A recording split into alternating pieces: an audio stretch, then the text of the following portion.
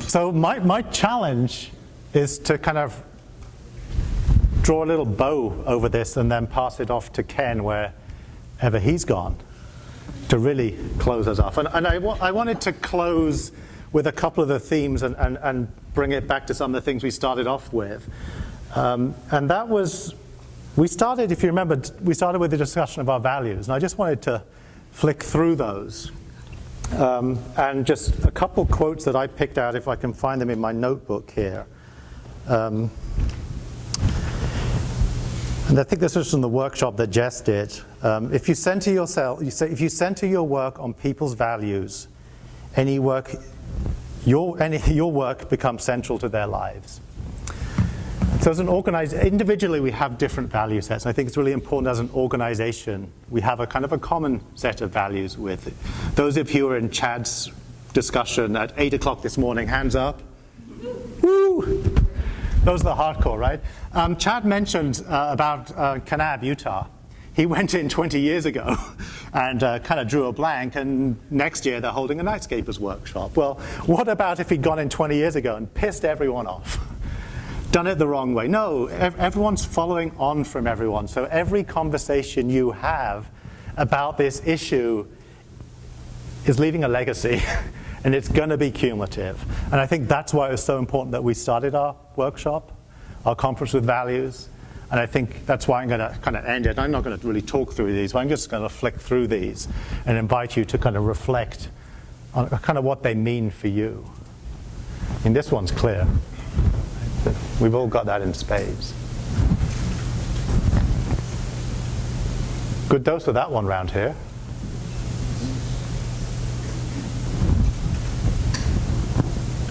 Relationships.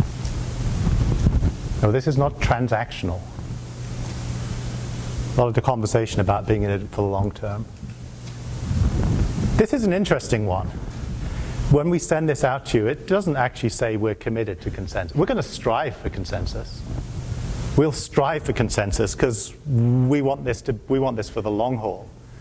But there was a little conversation earlier about who speaks for the wildlife. I would argue, like, who speaks for the night?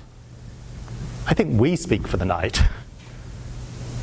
We need to be clear what that means. We need to strive for consensus. We need to build consensus, but we also need to know when we're not prepared to give on something. Inclusion. I'm going to come back to this one. A lot of conversation about this one. I think this one's particularly important in this moment in time. From Britain, there's not much non-partisanship in Britain and precious little of it here. And again, we'll kind of linger on this one, particularly this time next year when we meet, we'll have just gone through an election. I can tell you, half the people in the country are going to be pissed, irrespective of what happens. But our mission has to transcend that moment.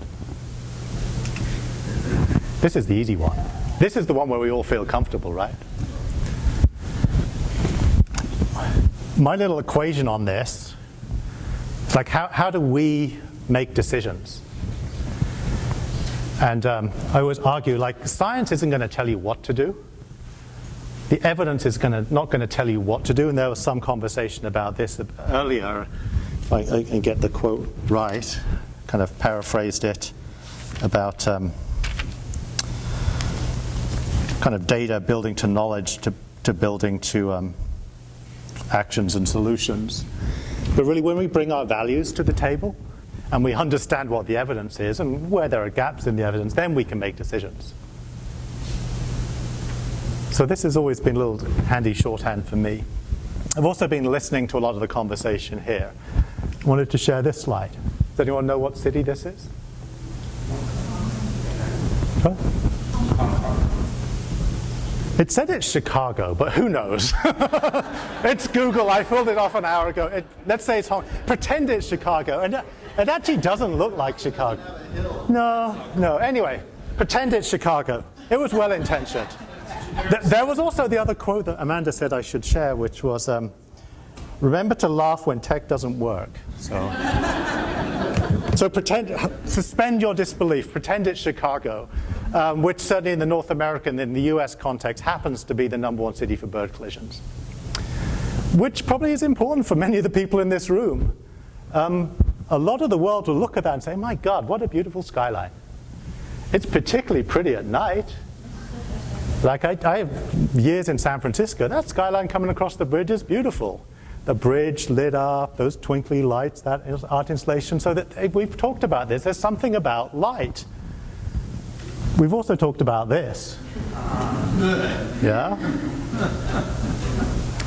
Now, we've talked about this a lot because I think that it's easy to talk about the fear of the dark. What it's harder to talk about is this.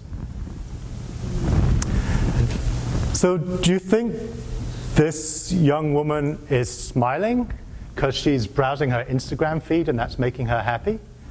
Or do you think she's smiling because actually light makes us feel happy?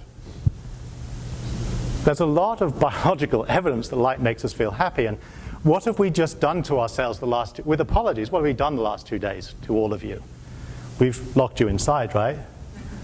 How does that make you feel? Yeah? Like that, what is it, 10,000 Kelvin? Feels pretty good, right? How's that feel? Yeah, no, it's not so good, right? So it's not just, for me, it's not just a fear of the dark. There's an innate, we're drawn, Rada was talking about it down in the Grand Canyon, being drawn to the candle, being drawn to the light. I was at the presentation with the Massachusetts chapter, and there's a sleep doctor there who was talking about circadian entrainment and all this cool stuff. You know, we're basically cockroaches, we're so sensitive to light. You know, a bright flash will entrain our circadian rhythm for an hour, and a little candle is enough to be measurable. What he also said is this exposure to bright light during the day inoculates us from this artificial light at night. So if you think about what we have done to ourselves as a society, we're getting it on both ends. So I kind of put that up there because I think, as I said, it's easy in this room to think about we all love the night, we all love the stars, but for a lot of the world, this is their reality, right? And they love those twinkly lights. So how do we, in the coming years, as a movement, start to recognize that? How do we dialogue with that? How do we communicate with that? And how are we respectful of that while still holding true to our work, which is, you know, speaking for the night, which otherwise doesn't have a voice? So no clear answer to that, but I think it's an interesting one to all of us be thinking through as we continue to meet and gather over the coming years. I'm not going to I'm just going to remind you that we talked about this, which Chad did a nice job of talking about earlier today as well, in terms of the importance of moving from kind of citizens' engagement to action and completing that loop and coming back. And I think we've spent a lot of time talking about celebrating the night, and we feel really comfortable protecting dark places. And I still argue, and it'll be my conviction, that we need to be moving towards the right in this hierarchy here. And that continuum that Chad described, from the darkest places to the cities like Chicago, how are we going to make this relevant to people and to the communities and the individuals who are living in those places that are creating the light? Light doesn't know boundaries in that way. That's really evident when you're up looking at the night, because that light's traveled for millions and millions of light years, if not trillions of miles, or whatever the calculation is.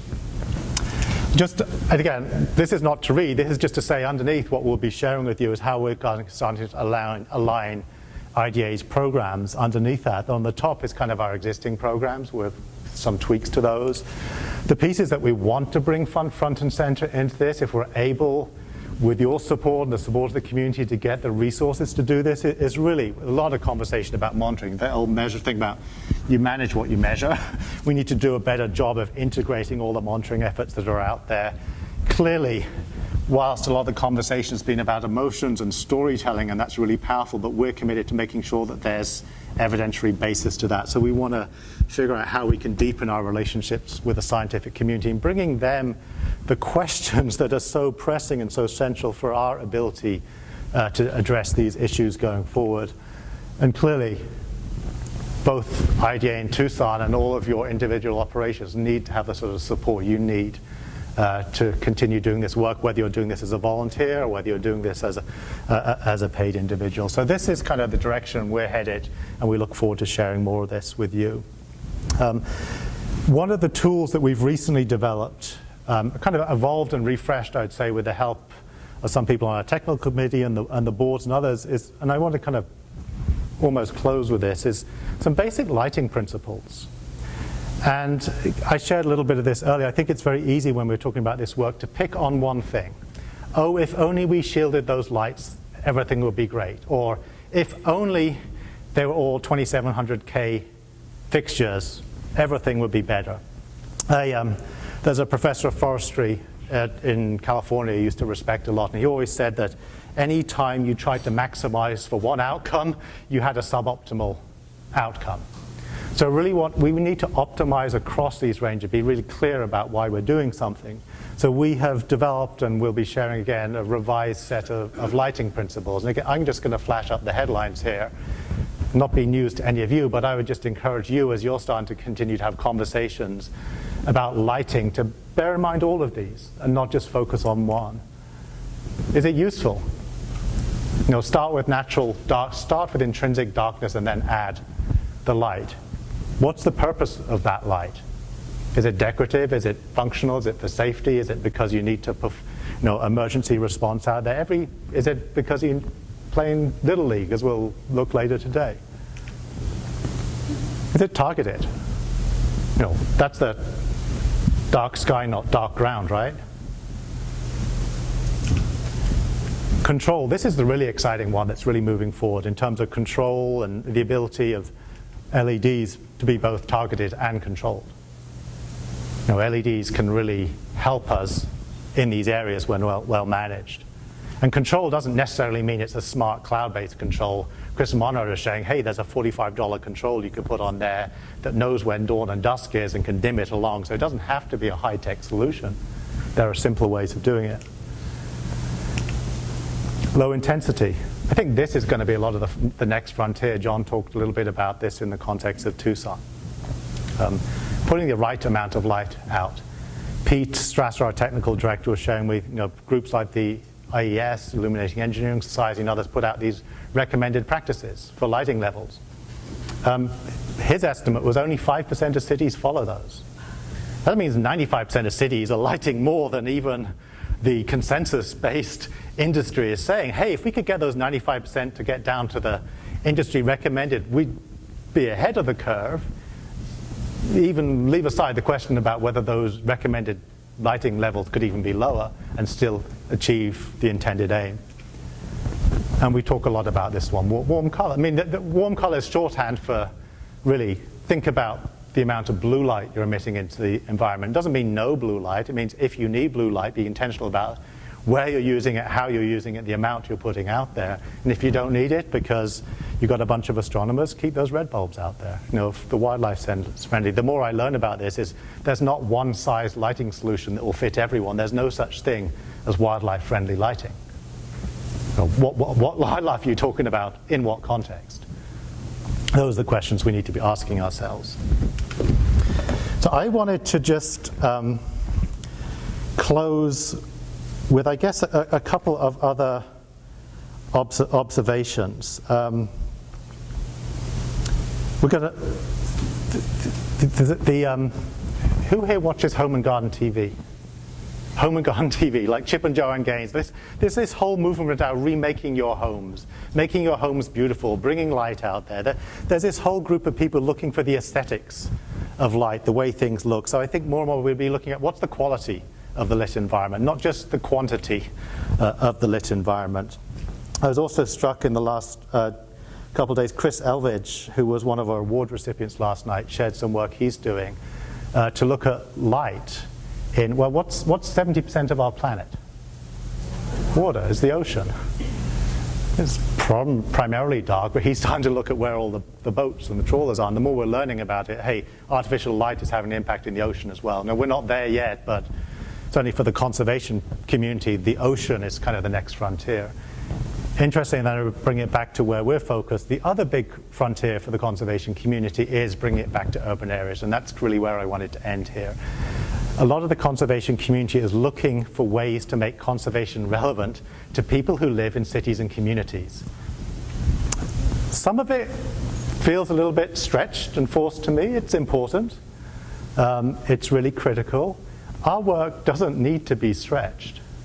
The lit environment, creating well-lit cities and communities for the people, 64% of the population that is going to live in cities in the next 10, 15 years, I think is really the challenge and the opportunity ahead. I'm going to close again with a quote actually from Jess. And maybe this is a challenge for us next year. And I'm going to hopefully get it pretty accurate here.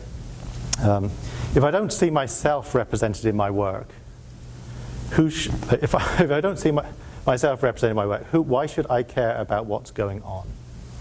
And so that's really a challenge, I think, for all of us to think about who's not part of this dialogue, who's not part of this conversation, who do we want to bring into this movement, into this work, so that we can reach those tipping points, as Chad Moore was talking with us about. It doesn't take 50% to get the tipping point. If we choose correctly, we get 5% of the people out there who care about this, we can reach that tipping point and we can create a systems change where, hey, we're not all going to see this because this is the southern hemisphere, right?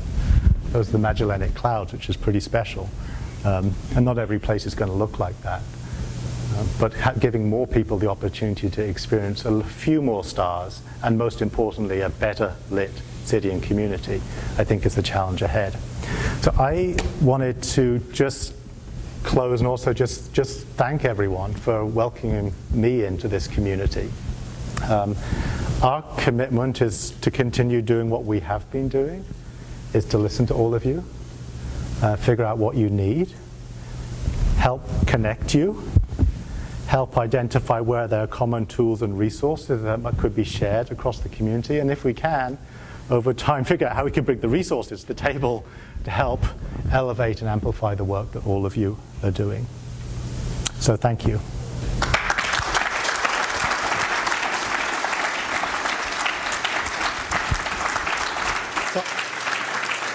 Ruskin, that was really inspiring. Let's give him an applause again. That was great.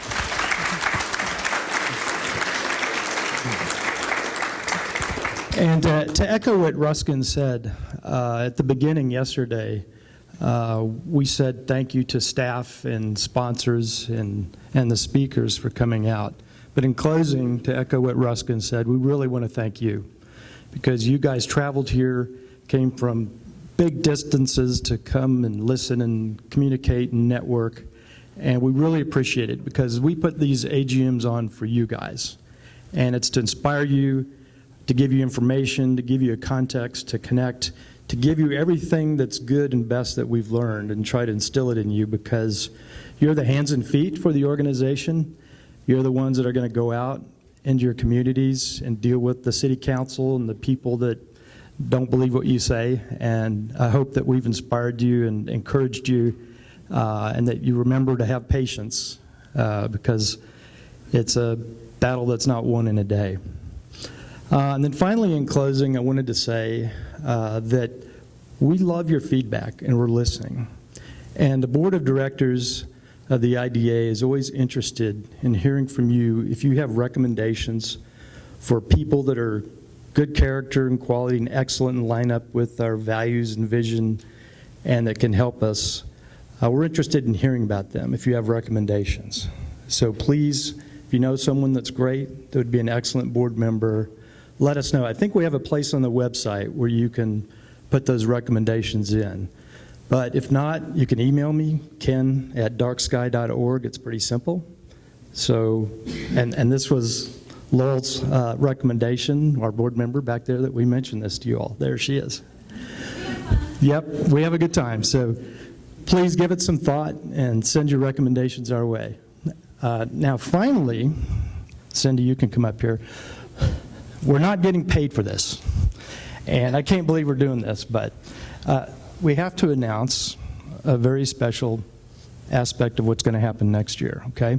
And we're going to do a sing-along. Like you've seen the little red ball that goes over the words. Remember that? And you're not recording this, are you, John? Okay, good. We are safe. Yeah, I see him back there. Okay, so Cindy's going to start off, and there's a reason for doing this. You'll remember the song, okay? So you have to sing with us so we're not totally embarrassed, right? Exactly. Yeah. Exactly. Are you ready? Absolutely, because the reason that we are going to do this, it's to help you know where to get your airline tickets for next year. All right, you know why we pray? The stars at night are big and bright, deep in the heart of Texas. Woo! You know where you're going next year? San Antonio, Texas.